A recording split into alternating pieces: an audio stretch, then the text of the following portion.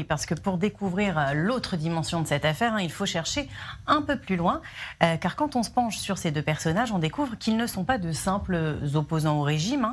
Plusieurs de leurs posts sur les réseaux sociaux montrent un visage assez différent. Certaines photos publiées, puis effacées pour la plupart, les montrent en train de faire des quenelles. Ce geste clairement antisémite. Dans l'un des posts, Adnan s'identifie même aux côtés d'Alain Soral, qu'on ne décrit plus. Et puis dans une vidéo, par exemple, il parle de l'influence des Juifs dans les médias. Regardez.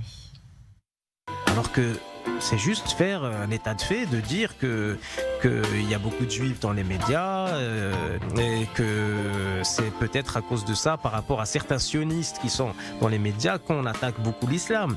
Voilà, c'est ce qui est dit par certains et qui se font condamner, qui sont en prison. Moi-même, je serais en France, je serais condamné. Peut-être qu'on va faire sauter ma chaîne Twitch, j'en sais rien. Et ce n'est qu'un début. Sur son compte Instagram, Adnan a également publié cette photo de Benjamin Netanyahou qui tient en laisse Barack Obama avec le commentaire. On reconnaît bien là le chien à son maître. Sous un post publiant un article sur le Hezbollah, il affirme « Je pense bien que c'est l'une des seules armées libres et justes de cette planète avec l'armée iranienne.